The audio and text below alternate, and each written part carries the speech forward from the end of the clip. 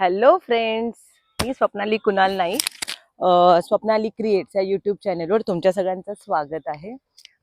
आज आमच्या गावातलं दैवत जैतीर देव यांचा आज सोहळा आहे. तर म्हणून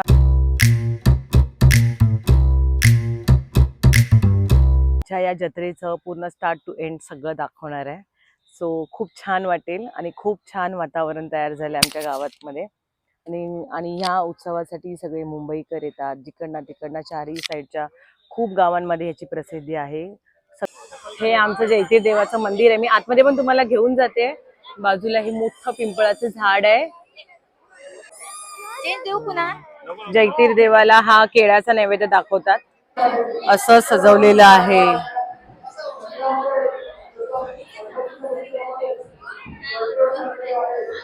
माय गॉड, खूप गर्दी आहे मंदिरामध्ये. लाईन अतिशय शिस्तबद्ध पद्धतीने पुढे जाते. ही आमच्या जैतीर देवांची पाषाणरूपी मूर्ती आहे. भाविकांची प्रचंड गर्दी आता झालेली आहे. हे बघा, जैतीर देव आमचे खूप छान.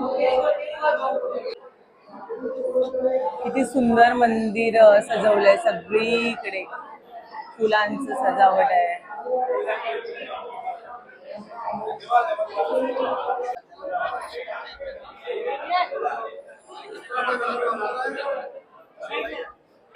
या साईडला देणगी कक्ष सगळे आहेत. ऍक्च्युली आता आमचं खूप जैतीर देवाचं दर्शन घेऊन झालंय. गर्दी आहे, भरपूर गर्दी आहे आणि त्यात प्रचंड उकाड आहे. एवढं ऊन आहे आणि अक्षरशः घामाघुमा झालोय आम्ही. आणि ते आम्ही सगळे आता बसलोय. हे बघा, आता आम्ही सगळे बसलोय शांतपणे. पण छान आहे, ओव्हरऑल दर्शन छान झालं. आणि आता आम्ही थोडस आता बाजार फिरणार आहे. अजून देव ऍक्च्युली ते मांडवावर यायची प्रथा आहे, म्हणजे ज्याच्यामध्ये जैतीर देवाचं मुकुट आहे ते गावातले मानकरी आहेत. कुठे परब आहेत ना, हा, गावातले मानकरी परब आहेत. ते मुकुट परिधान करून ते मुकुट घेऊन ते नाचतात असं आहे. आणि असं होतं एकेकाळी की एक वृद्ध व्यक्ती होते, त्यांच्याच घरातले जवळपास 90-95 वर्ष वय होतं त्यांचं. तेवढ्या वयातही ते एवढं जड मुकुट घेऊन नाचायचे. सगळेजण आश्चर्य करायचे की एवढं जड मुकुट घेऊन तो व्यक्ती कसं काय नाचू शकतो. ही खरंच एक आश्चर्याची गोष्ट आहे. आणि खरंच, आणि हे जैतीर देव आहेत हे आपल्या गावकऱ्यांचं आणि स्पेशली या गावातल्या माहेरवाशिणींचं रक्षण करतात. जैतीर देवांचं हेच मुकुट गावाचे मानकरी परब हे घालून भक्तांना आशीर्वाद देण्यासाठी येतात.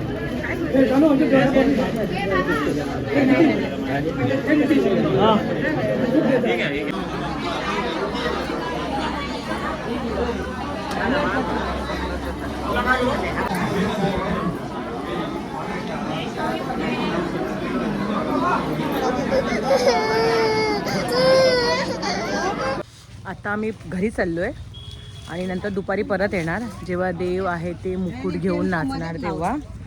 असं. सो मी तुम्हाला सगळा व्हिडिओ स्टार्ट टू एंड दाखवून, कारण प्रचंड उन्हाळा आहे, लहान मुलं पण रडारड करतायत. सो सांगते मी तुम्हाला नंतर. बाय.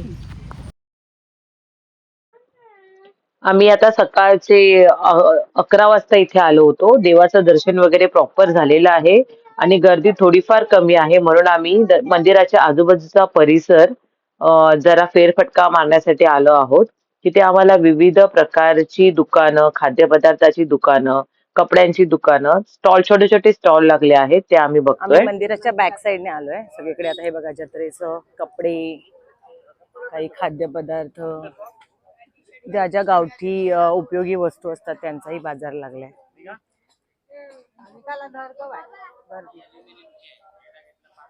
स्टीलची भांडी,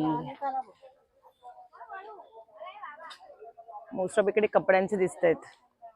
दागिने पण आहेत. वा,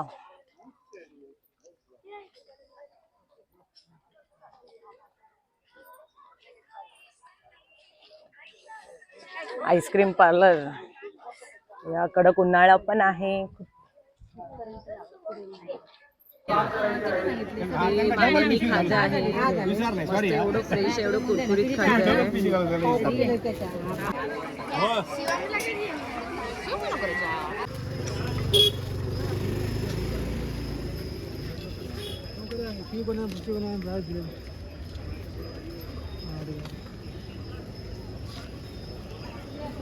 बापरे, हर एक तऱ्हेची वस्तू मिळते जत्रेमध्ये.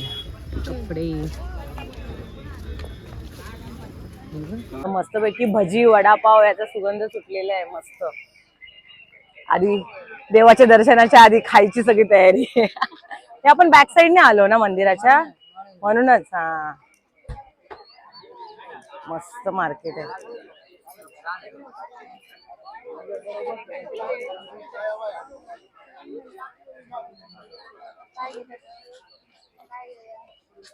तिकडे आमचं मंदिर आहे,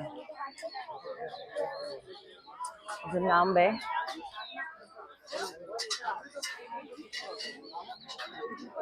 मालवणी खाजा,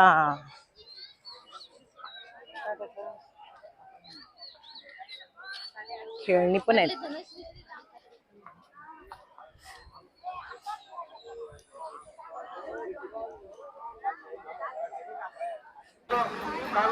संध्याकाळचे 4:30 वाजता आम्ही पुन्हा मंदिरात आलो आणि आम्हाला हे अद्भुत दृश्य पाहायला मिळालं. याच्यामध्ये देव मांडावर येणे ही प्रथा आहे. त्याच्यामध्ये हे मुकुट परिधान करून देव अशा प्रकारे आपल्या भक्तांना आशीर्वाद देतात. खरंच हे दृश्य अगदी पाहण्यासारखं असतं. आपल्याला विनंती आहे, मंदिरामध्ये प्रवेश करताना कृपया आपण कॅमेरा करू नये. सर्वांनी लाईन मध्ये दर्शन घ्यावे ही आपल्याला विनंती करण्यात येत आहे.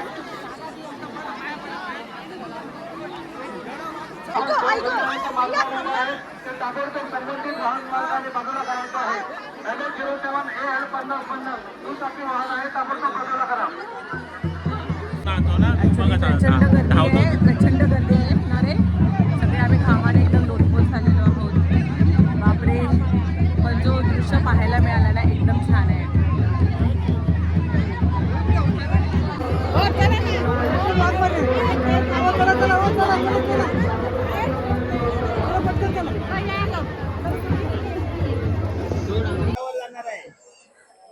असं हे जैतिर देवाचं दर्शन घेतल्याच्या नंतर आमचा परतीचा प्रवास सुरू झाला.